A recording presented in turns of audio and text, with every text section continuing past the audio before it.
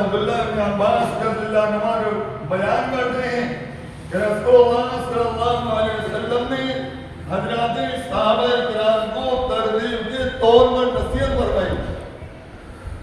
سمجھ آگے کی بات. اور فرمایا جس آدمی کو 4 چیزیں مل گئی. کتنی چیزیں؟ بہت غور سے سنو. 4 چیزیں مل گئی. جب جس آدمی کے اندر 4 صفاتیں پائی گئی. پہلی صفات ذکر کرنے والی زبان. کیا کرنے والی؟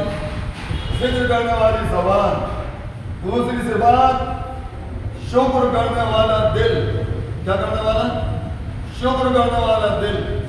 تیسرے صبر کرنے والا دل اور دماغ اور آدمی کا بدن. اور چوتھے نیک صالح بیوی. سمجھ میں آ گئی میری بات؟ کیا بتایا؟ پہلی چیز ذکر کرنے والی زبان. کیا کرنے والی؟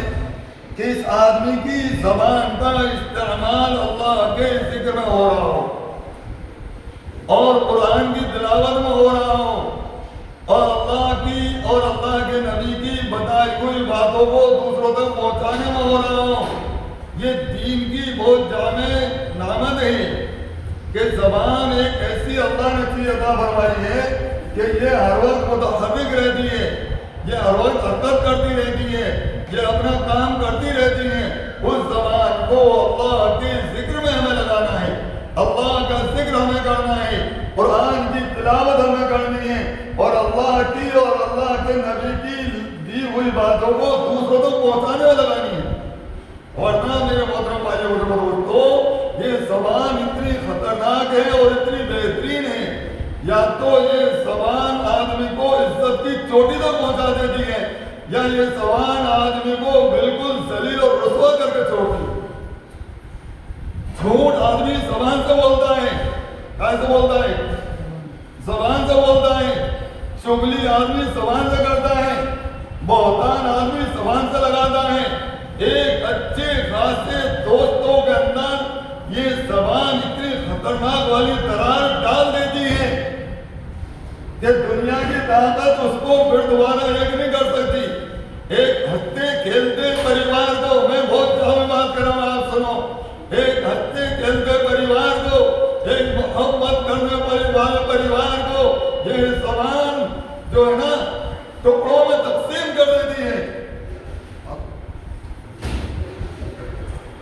یہ ہنستی کھیلتی پریوار کو یہ زبان 2 ٹکڑوں میں اور 3 ٹکڑوں میں اور 4 ٹکڑوں میں اور پتہ نہیں کتنے ٹکڑوں میں یہ زبان تقسیم کر دیتی ہے.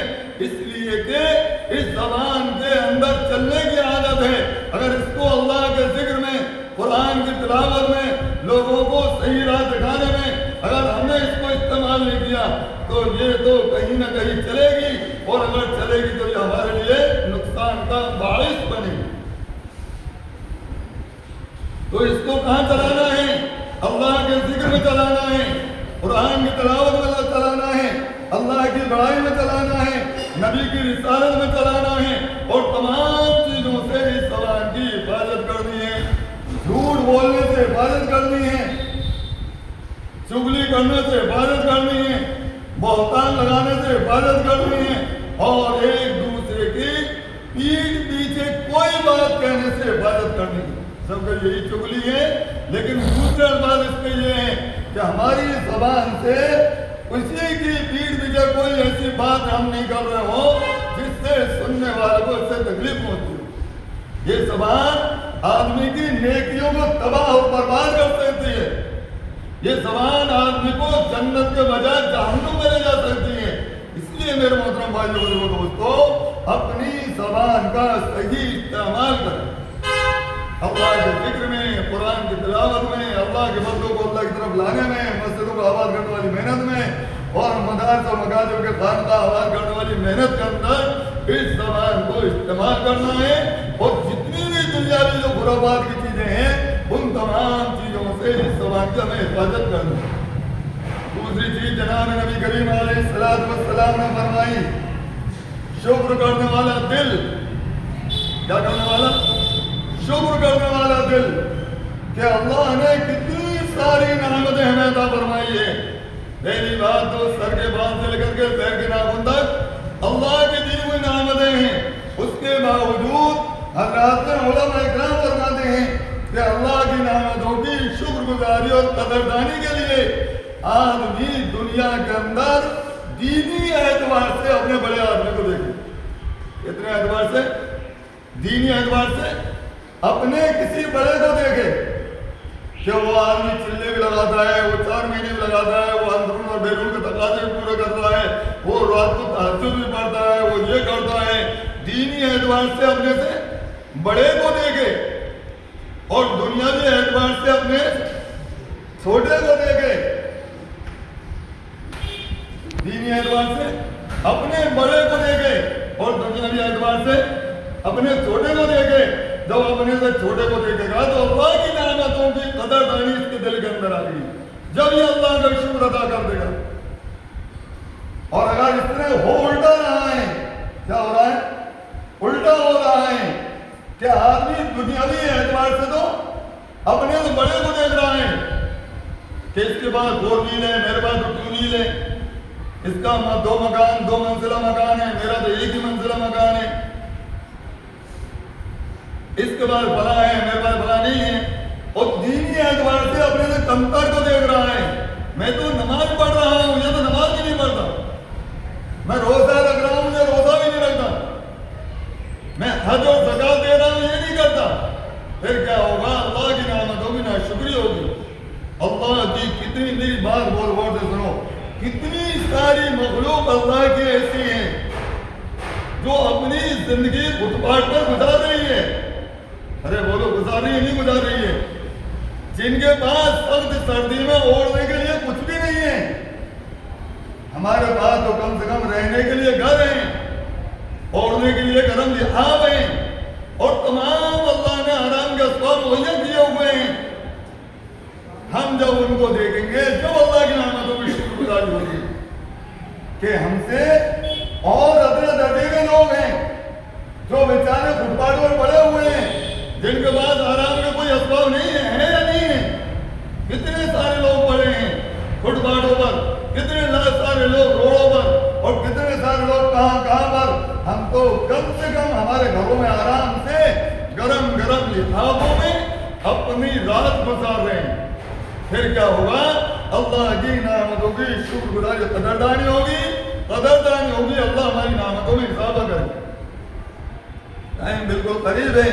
تیسری بات یہ ہے کہ اپنے آپ کو مضبوط بنائے, چاہے کیسے بھی حالات آئیں, چاہے کیسے بھی حالات آئیں, اس کے اوپر صبر کر کے استقامت کے ساتھ جمع رہے.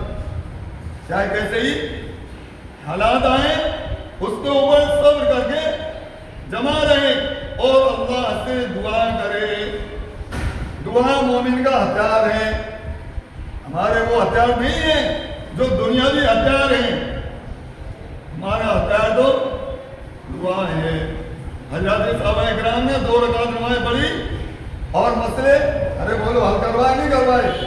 2 رکعت نماز پڑھی, اپنے تمام کاموں کو حل کروایا. بولو, کروایا نہیں کروایا؟ تو ہمارا ہتھیار تو دعا ہے. کیا ہے ہمارا ہتھیار؟ کیا ہے؟ ہتھیار ہے, وہ دعا ہے ہمارا ہتھیار. تو ہم اللہ کے سامنے اپنے مسائل کو رکھیں, کسی سے کوئی گھبرانے کی ضرورت نہیں ہے. اپنے دل کو, اپنے دماغ کو صرف اللہ کی طرف لے جائیں کہ جو بھی ہو رہا ہے وہ اللہ کی طرف سے ہے. میں اللہ کو, اپنے آپ کو اللہ کے حوالے کر دوں, اور مجھے جو بھی لینا ہے وہ کون سے لینا ہے؟ اللہ سے لینا ہے. نماز کے ذریعے سے, دعاؤں کے ذریعے سے, قرآن کی تلاوت کے ذریعے سے, اور جناب محمد رسول اللہ صلی اللہ علیہ وسلم سے جو دعائیں منقول ہیں ان دعاؤں کے ذریعے سے. لوگ بہت ساروں کی ایک شکایت ہے, بولے صاحب ہمارے کاروبار یہ وہ. میں کہتا ہوں آدمی صبح دکان کھولے, شٹر کھولے, ہمیں پتا اندر کوئی نہیں ہے, کہے السلام علیکم والسلام علی رسول اللہ, قل هو اللہ احد اللہ الصمد لم یلد ولم یولد ولم یکن له کفوا احد. کیسے دکانداری نہیں ہوتی؟